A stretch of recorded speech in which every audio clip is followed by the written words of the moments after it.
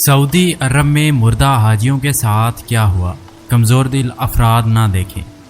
बिस्मिल्लाहिर्रहमानिर्रहीम। अस्सलाम वालेकुम प्यारे दोस्तों। भारतीय हाजी के साथ जन्नतुल बकी में क्या वाक़या हुआ देखकर आपके रोंगटे खड़े हो जाएंगे। एक शख्स का अपनी आंखों देखा हाल। वो गोरगिन जो भारतीय हाजी की कब्र खोद रहा था, उसे किस मुश्किलात का सामना करना पड़ा, और जब उस बार हाजी को कब्र में उतारा जाने लगा तो क्या वाक़या पेश आया। सब लोग डर कर भागने लगे। तमाम तर वाक़े से आपको इस वीडियो में आगाह किया जाएगा। अगर आप इस चैनल पर नए हैं तो चैनल को सब्सक्राइब करके बेल नोटिफिकेशन ज़रूर क्लिक कर दीजिएगा ताकि हर वीडियो का नोटिफिकेशन आप तक बर वक्त पहुँच सके। तो आइए चलकर आज की वीडियो का बाकायदा आगाज़ करते हैं।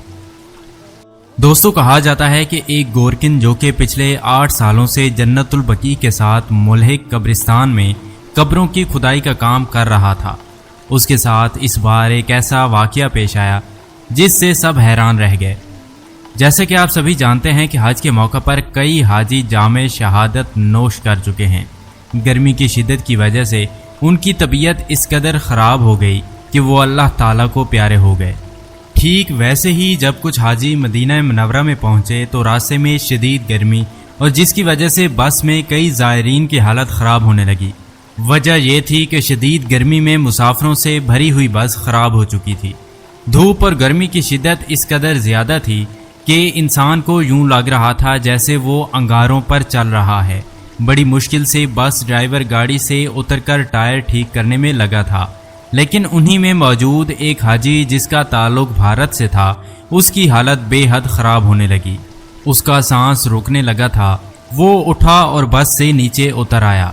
बार बार अपना सीना मसल रहा था, लंबे लंबे सांस ले रहा था, खांस रहा था। जब कुछ ज़ायरीन ने उसकी हालत ख़राब होती देखी तो उसके पास जाने लगे। वो मुसलसल मुंह में कुछ बुड़बुड़ा रहा था। एक शख्स जो उसके बगल में सीट पर बैठा था, उसके पास ठंडा पानी मौजूद था। वो अपनी पानी की बोतल लेकर उस भारतीय फौजी के पास गया ताकि उसे पानी पिला सके। लेकिन दोस्तों, जो कुछ उसने एक बात हाजी के मुंह से सुना, पानी की बोतल उसके हाथ से छूटकर ज़मीन पर गिर चुकी थी। दूसरी तरफ उसी वक्त वो भारतीय फौजी भी गिर चुका था। लोग बस से निकलकर उस भारतीय हाजी के पास आने लगे, उसे उठाने लगे, लेकिन वो तड़प कर दम तोड़ चुका था। वो हाजी जो उसके लिए पानी लेकर आया था उससे दूर हट चुका था। आखिर उसने क्या सुना था? ऐसी कौन सी बात थी जो उसे घबराने पर मजबूर कर चुकी थी? उस वक्त तो वो कुछ ना बोला। उस भारतीय फौजी को उठाकर बस में बिठाया गया। कई लोगों की आदत गैर हो चुकी थी, लेकिन जैसे ही बस चली तो उनकी तबीयत कुछ बेहतर होने लगी। गर्म हवा के थपेरे उनके मुंह को गोया झुलसा रहे थे। लेकिन फिर जब वो सभी हाजी मदीना मुनव्वरा मस्जिद नबवी सल्लल्लाहु अलैहि वसल्लम के पास पहुंचे तो सबसे पहले वहां पर मौजूद खुदाम को इतला दी गई कि हमारे साथ आया हुआ एक हाजी इंतकाल कर चुका है, हम उसे यहीं दफनाना चाहते हैं। तमाम तर मामला तय करने के बाद जन्नतुल बकी के साथ मुल्हिक कब्रिस्तान में उस शख्स को दफनाने का सोचा गया, क्योंकि वो शहीद था और एक शहीद के लिए इससे बढ़कर और क्या एजाज़ हो सकता है कि वो जन्नतुल बकी के साथ मौजूद कब्रिस्तान में दफनाया जाए। दोस्तों, जिस गोरकिन को कहा गया कि वो जन्नतुल बकी में कब्र खोदे, उसका नाम मोहम्मद समीउल्लाह था। मोहम्मद समीउल्लाह का कहना है कि मैंने आज से पहले बहुत सी कब्रें खोदी थी। मेरा यही मामूल रहा था कि मैं अपने अब्बा की सुन्नत पर चलता हुआ हर वक्त दुरूद पाक का विर्द करता रहता। बस यही मेरी मसरूफियात थीं। यहाँ पर मौजूद कब्रों से मुझे ख़ास इंसानियत सी हो चुकी थी, इसलिए मैं हर एक पर सूरह फातिह लाजमी पढ़ा करता और उसका सवाब यहाँ पर मौजूद मरहूमीन को बख्श दिया करता। उस वक्त भी मैं अपने दादा की कब्र के पास बैठा सूरह फातिहा पढ़ रहा था कि जब मुझे ये हुक्म मिला कि कब्र खोदी जाए। एक हाजी शहीद हो गया है। मैं भी जगह देखकर कब्र की खुदाई शुरू कर चुका था। गर्मी जोरों पर थी। मैंने एक रुमाल गीला करके अपने सर पर रखा और अल्लाह अकबर का नारा बुलंद करते हुए मिट्टी खोदने लगा। हैरत तो इस बात की थी कि मैं जिस कदर मिट्टी खोद रहा था, मिट्टी गोया उतनी मजीद कब्र में आती चली जा रही थी। अभी मुझसे ये कब्र भी खोदी नहीं गई थी कि जब मुझे ये इतला दी गई कि मुझे एक और कब्र भी खोदना पड़ेगी, क्योंकि मस्जिद नबवी सल्लल्लाहु अलैहि वसल्लम की सही शरीफ में बैठा हुआ एक शख्स नमाज पढ़ते हुए अल्लाह ताला को प्यारा हो चुका था। मेरी ज़ुबान से बेसाख्ता अल्हम्दुलिल्लाह निकला था। کتنے خوش نصیب لوگ تھے جو اتنی مقدس مقام پر دنیا فانی کو چھوڑ کر جا رہے تھے۔ میں بھی مسلسل اس قبر کو کھود ہی رہا تھا کہ جب مجھے تو اس میں کنکر اور پتھر محسوس ہونے لگے۔ میں نے جوتے اتار رکھے تھے لیکن وہ کنکر میرے پیروں میں چبھے تو میرے پاؤں میں زخمی ہو گئے۔ میں نے جلدی سے اپنے پاؤں پر کپڑا باندھ لیا کیونکہ میں ایسا ہی تھا، جب بھی قبر کھودنی ہوتی تو میں اپنے جوتے اتار کر ایک جانب کو رکھ دیا کرتا تھا۔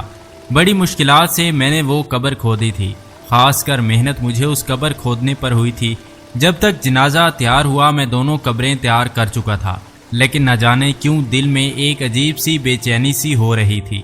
قبریں کھولنے کے بعد ایک جانب کو بیٹھا ہانپ رہا تھا جو وہاں پر دونوں جنازے ایک ساتھ لائے گئے۔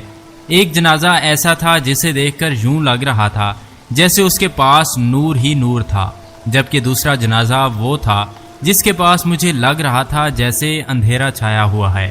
میں ان دونوں جنازوں کو دیکھ رہا تھا۔ جب ان دونوں کو میرے پاس لایا گیا، ایک کے بارے میں کہا گیا کہ یہی مدینہ منورہ کا رہنے والا شخص ہے، جبکہ دوسرے کے بارے میں کہا گیا کہ یہ بھارت کا رہنے والا ہے، حج کی نیت سے یہاں پر آیا تھا، وہ راستے میں انتقال کر گیا۔ سب سے پہلے تو نیک شخص کو قبر میں اتارا گیا، اس کی قبر بند کر دی گئی، لیکن جب دوسرے شخص کو قبر میں اتارا جانے لگا جو کہ بھارتی حاجی تھا، جو مناظر دیکھنے کو ملے وہ ناقابل یقین تھے۔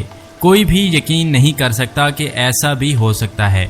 دوستو، محمد سمیع اللہ کا کہنا ہے کہ جیسے ہی میں نے باقی لوگوں کے ساتھ مل کر اس بھارتی حاجی کو قبر میں اتارا تو اس سے پہلے کہ اسے قبر میں رکھتا، قبر میں بے تحاشا کنکر دکھائی دینے لگے۔ میں نے فوراً سے ان لوگوں کو روکا، کہنے لگا رک جائیے، ابھی اس کو قبر میں مت اتاریے، قبر میں مجھے کنکر دکھائی دے رہے ہیں۔ اس بات پر وہاں موجود لوگ مجھے برا برا کہنے لگے کہ یہ آپ نے کیا کر دیا، قبر کی صفائی ٹھیک سے کیوں نہیں کی۔ میں بھی گھبرا چکا تھا، ارے اس میں میری کیا غلطی تھی، میں تو قبر کو بالکل صاف کر کے ہی باہر نکلا تھا۔ بہرحال ایک مرتبہ پھر میں نے قبر کو ہموار کیا، اور اس مرتبہ جب اس شخص کو قبر میں اتارا گیا تو مجھے گھٹن محسوس ہونے لگی تھی، بدبوسی پھیلنے لگی تھی۔ ان سب کے باوجود قبر میں اس بھارتی حاجی کو دفنایا گیا، مٹی قبر پر ڈالی گئی، لیکن جتنے بھی مٹی ڈالی جاتی وہ کم محسوس ہو رہی تھی۔ میں مسلسل درود پاک کا ورد کر رہا تھا۔ آخر یہ ماجرا کیا ہے؟ انہی لوگوں میں مجھے ایک شخص بھی گھبرایا ہوا کھڑا دکھائی دے رہا تھا جو خاموشی سے یہ سب کچھ دیکھ رہا تھا۔ جیسے تیسے مٹی ڈال کر قبر کو بند کر دیا گیا۔ دونوں پر فاتحہ پڑھنے کے بعد سبھی لوگ جب وہاں سے جانے لگے تو اچانک مجھے زلزلہ آتا ہوا محسوس ہوا۔ جیسے پلٹ کر میں نے دیکھا تو قبر میں دراڑیں پڑ چکی تھی۔ اس بھارتی حاجی کی قبر پر دراڑیں پڑ چکی ہیں اور اس کی میت گویا مٹی سے سرک کر باہر آتی دکھائی دے رہی تھی۔ استغفر اللہ!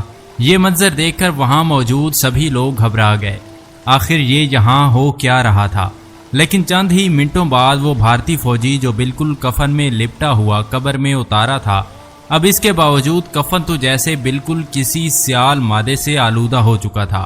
اس کی شکل بالکل بگڑ کر رہ چکی تھی، چہرے پر گویا برسوں کے پرانے زخموں کے نشان واضح ہو چکے تھے۔ اس بھارتی حاجی کی تو شکل ہی پہچاننے لائق نہیں ہو رہی تھی۔ ایک پل کو لوگ اسے دیکھ کر گھبرا گئے، پھر کچھ ہی دیر بعد وہاں سے عجیب و غریب کیڑے نکلنے لگے۔ یہ شخص مر چکا تھا یا زندہ تھا، لیکن قبر سے چلانے کی آوازیں آ رہی تھی جیسے وہ بھارتی زندہ ہو۔ فوراً لوگ آگے بڑھے، گھبرا کر قبر کو کھولنے کی کوششوں میں لگے، لیکن وہ شخص بالکل بے سود پڑا تھا۔ صاف ظاہر تھا کہ اس پر اللہ تعالیٰ کا عذاب نازل ہو چکا ہے۔ قبر میں اس قدر خوفناک کیڑے دیکھ کر کئی لوگ وہاں پر کھڑے ہو کر استغفار کا ورد کرنے لگے تھے۔ وہاں پر ایک عالم صاحب بھی موجود تھے جنہوں نے جب یہ منظر دیکھا تو فوراً کہا کہ اس شخص کی قبر کی جگہ تبدیل کی جائے، یقیناً اس نے کوئی ایسا گناہ کیا ہے جس کی وجہ سے مدینہ منورہ کی پاک سرزمین اسے قبول کرنے کو تیار نہیں ہے۔ بہتر یہ ہے کہ جس ملک سے آیا ہے اس کی میت واپس بھیج دی جائے۔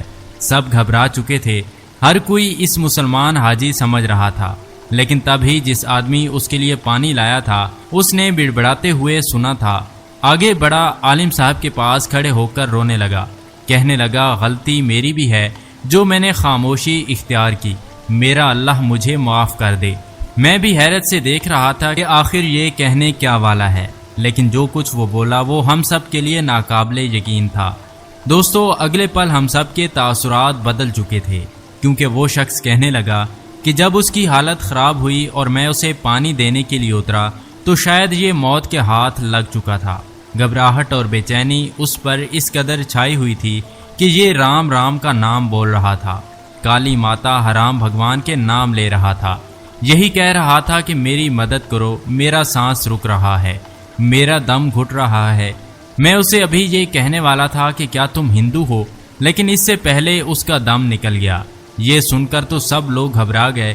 جب اس کی تمام تر معلومات اکٹھی کی گئی تو یہ بات سامنے آ چکی تھی کہ یہ ہندو دراصل ایک منصوبے کے تحت جہاں پر آیا تھا، وہ کسی طرح سے موقع پا کر حج کے لیے آئے زائرین کے درمیان ان کو نقصان پہنچانا چاہتا تھا تاکہ زائرین کو نقصان پہنچے، لیکن اس سے پہلے ہی اللہ تعالیٰ نے اسے عبرت کا نشان بنا دیا۔ اس کی میت کو وہاں سے نکال کر پوسٹ مارٹم کے لیے بھجوا دیا گیا۔ اس کی حالت خراب ہو چکی تھی۔ جہاں سے وہ آیا تھا، بھارت کے جس شہر میں وہ رہتا تھا، باقاعدہ اس شرپسند گروہ کے خلاف کارروائی کی جا رہی تھی۔ کہا جا رہا ہے کہ یہ صرف اکیلا نہیں تھا، بلکہ اور لوگ بھی ہیں جو اس وقت زائرین میں موجود ہیں اور مسلمان بن کر گھوم رہے ہیں۔ اللہ تعالیٰ سب مسلمانوں کو اپنی حفظ و امان میں رکھے اور دشمنوں کے شر سے محفوظ رکھے، آمین یا رب العالمین۔ جی تو دوستو، یہ تھی ہماری آج کی ویڈیو۔ آپ کو ہماری یہ ویڈیو کیسی لگی کمنٹس میں ضرور آگاہ کیجیے گا۔ مزید ایسی ویڈیوز کے لیے ہمارے چینل کو سبسکرائب کر دیں۔ ملتے ہیں ایک نئی ویڈیو کے ساتھ، تب تک کے لیے اللہ حافظ۔